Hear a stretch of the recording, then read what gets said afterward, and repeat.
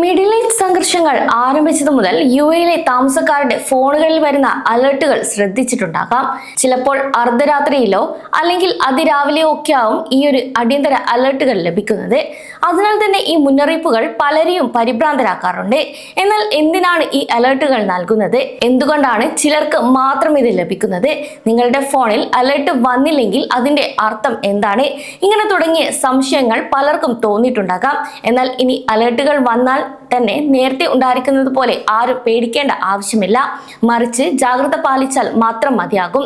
കൂടാതെ യുഎയിലെ നിലവിലെ സ്ഥിതിഗതികളും പൊതുജനങ്ങൾ പാലിക്കേണ്ട നിർദ്ദേശങ്ങളും ഉൾപ്പെടുത്തിക്കൊണ്ടാണ് യുഎ പ്രതിരോധ മന്ത്രാലയവും national emergency crisis and disaster management അതോറിറ്റിയും ചേർന്ന് ഈ ഒരു മുന്നറിയിപ്പുകൾ നൽകുന്നത്.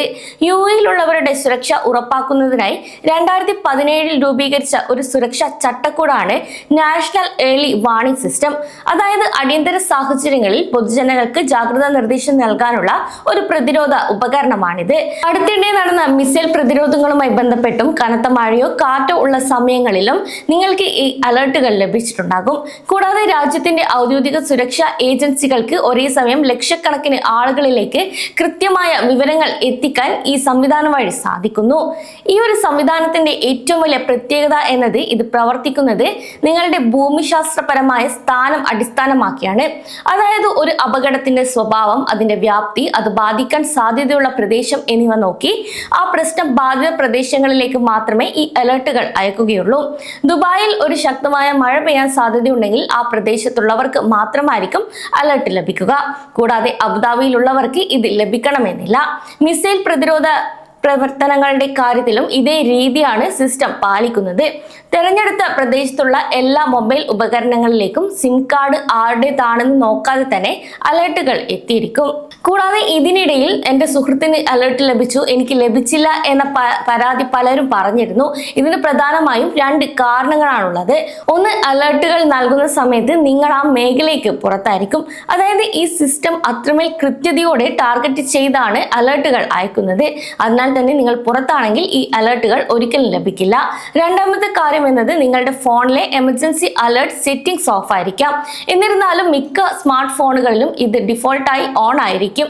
കൂടാതെ അലർട്ട് ലഭിച്ചില്ല എന്നത് സിസ്റ്റത്തിന്റെ തകരാറല്ല, മറിച്ച് നിങ്ങൾ സുരക്ഷിതമായ മേഖലയിലാണെന്നോ അല്ലെങ്കിൽ നിങ്ങളുടെ സാന്നിധ്യം ആ അപകട മേഖലയിൽ ഇല്ല എന്ന് പറയുന്നതാണ്.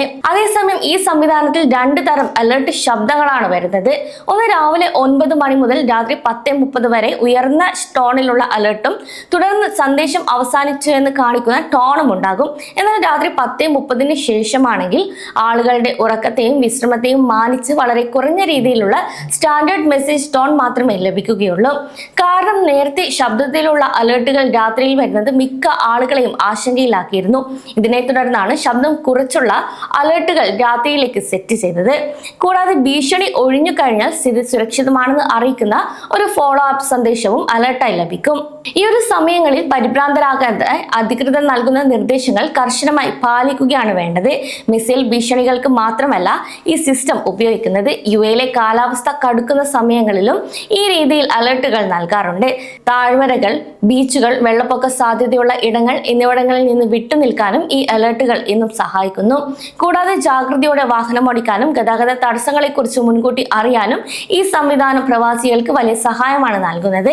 എന്നാൽ NCMA, ആഭ്യന്തര മന്ത്രാലയം, വിവിധ എമിറേറ്റുകളിലെ പോലീസ് വിഭാഗങ്ങൾ എന്നിവർക്ക് മാത്രമേ ഈ അലർട്ടുകൾ പുറപ്പെടുവിക്കാൻ അധികാരമുള്ളൂ.